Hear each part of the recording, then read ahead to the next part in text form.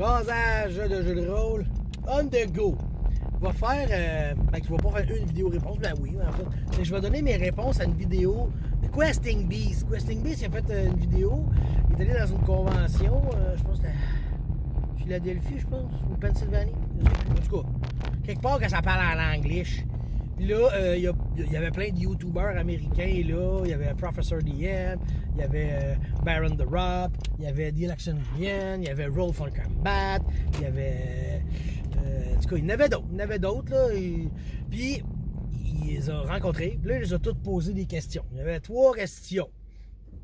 La première étant, quel est ton jeu préféré en tant que joueur et en tant que maître de jeu? Fait que là, moi, j'ai réfléchi à ça, tu sais. Puis, c'est sûr que un Play de Vamp, là, c'est ce qu'il y a de plus hot. Okay? Autant être joueur que maître, le Play de Vamp, c'est le summum du bonheur du jeu de rôle. Okay? Il n'y a pas plus hot que ça. Mais, sinon, tu sais, j'essaie de réfléchir, puis je me suis rendu compte que je crois que présentement, ma situation me rend très heureux dans ce cas-là. Joueur à Brigandine, puis maître de jeu à Donjons & Dragons 2e édition avancée, là, je pense que je suis comme à ma place. J'aimerais ça DMer Brigandine. Présentement, faudrait que j'apprenne, je connais le système, moi les systèmes, je les apprends vite, mais il reste une couple d'affaires que j'ai peut-être pas touché. Mais Brigandine, j'aimerais le DMer un jour, mais présentement, là, je suis encore dans mon apprentissage de joueur, puis je trippe ma vie, t'sais. Fait que, on va aller de même. L'autre question, c'est un petit peu... une partie de toi qui a changé complètement en tant que depuis que tu joues, depuis tes débuts à aujourd'hui. Qu'est-ce qui a la plus grosse partie de toi qui a changé? Puis là, je me disais, je pense que c'est... Bon, j'ai des années que... Je suis quand même fier, on va dire. J'ai fait du railroad, ok? Ça, j'en ai fait, j'ai créé des aventures. Puis c'était vraiment...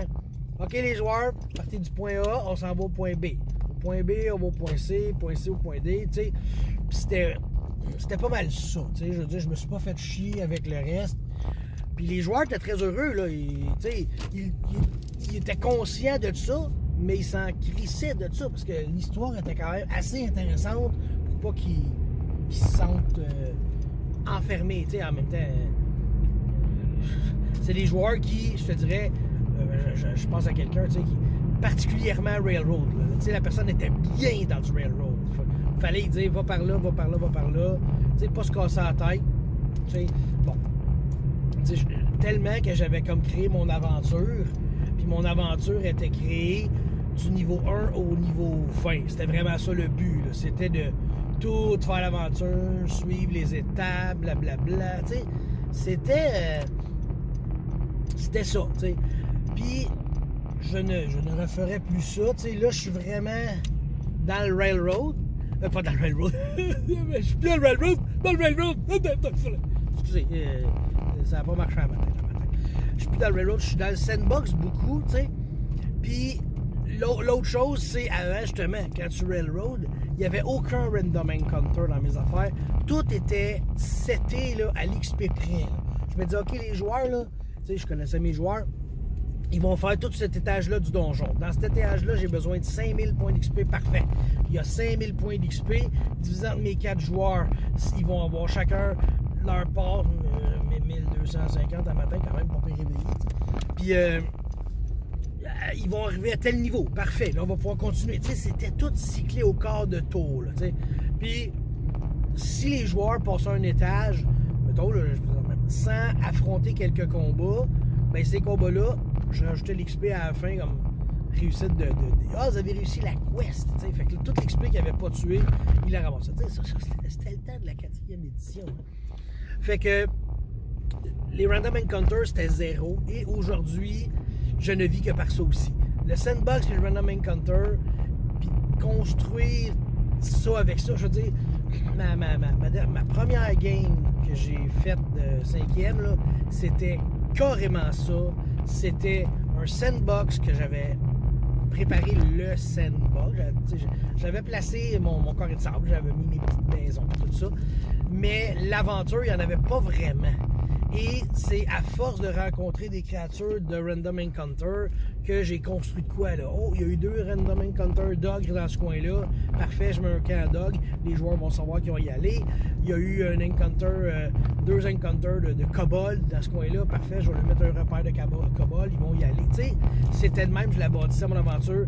Fallait jouer pour découvrir ce qui allait se passer. C'était comme, c'était pas le Seigneur des Anneaux. Tu prends l'anneau, tu vas en détruire. Non.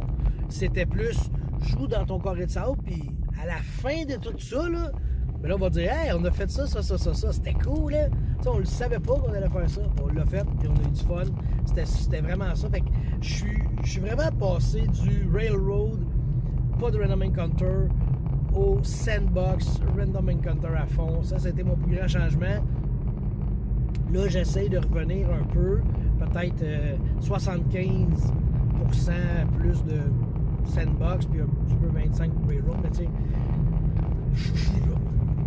Puis la troisième question, ça sort de nulle part en plein milieu des champs, il y a des maisons, mais d'abord il y a des champs.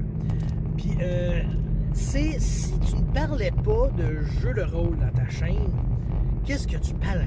T'sais, de quoi tu parlerais? Puis j'étais comme, eh mon Dieu, là je viens de réaliser que je suis un homme à une seule face. Je suis juste un gars qui aime les jeux de rôle. T'sais, parce que ma première passion, c'est les jeux de rôle. Okay? C'est ce que je me suis informé le plus, que j'ai écouté le plus. Puis en même temps, je le sais que je suis quand même bas dans l'échelle des YouTubers. Là. Hey, vous autres, là, okay? Quand je dis vous autres, c'est les YouTubers rôlistes québécois, là, la communauté rôlistique YouTuber, la Cry, ça fait longtemps. Asti, vous en savez tout, vous savez le nom des compagnies, vous avez des jeux que je connais même pas le nom, asti, que, tu sais, comme, je connais justement des jeux de nom, vous autres, vous avez tous joué à ça, tu sais. Le seul moment où je me sens spécial dans ma vie, c'est quand je dis j'ai déjà joué à Phase Rip, puis là, genre, à part la YouTube Community, là, les autres, c'est quoi ça, tu sais, Phase Rip Marvel, tu sais. Vraiment, je sais pas grand chose là-dessus, comparément à ben du monde qui font des vidéos, tu sais. Fait que j'ai une expertise, mais j'ai une passion, c'est surtout ça aussi. Moi, je suis un gars de passion. Fait que mettons, je parle plus de ça. Je parle de quoi? Là, je réfléchissais, puis je me dis, jeux vidéo,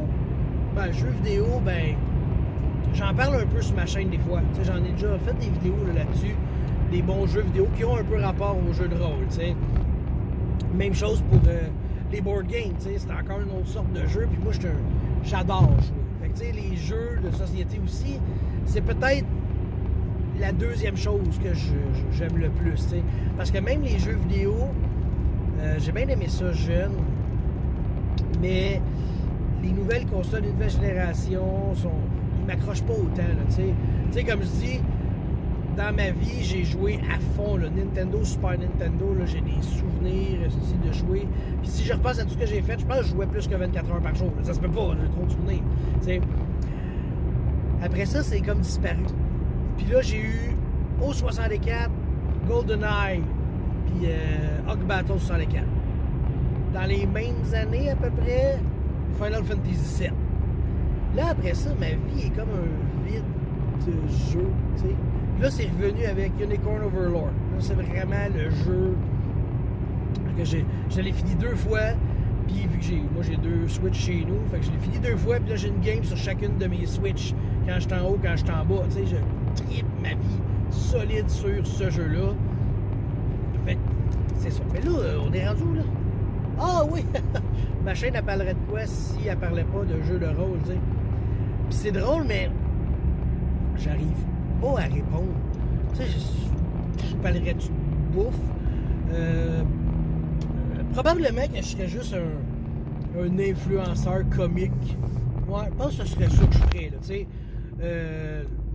Tu sais, style Gurky, le Murky, là, tu sais, un gars qui fait des niaiseries, qui fait du ça. Mais tu sais, je suis pas, des fois, je serais pas willing à aller aussi loin qu'eux autres, tu sais, bouffer des affaires dégueu, puis, tu sais, puis je veux pas dire manger des vers de terre, là, tu sais, mais tu sais, ils font une recette weird, J'irais peut-être pas jusque-là.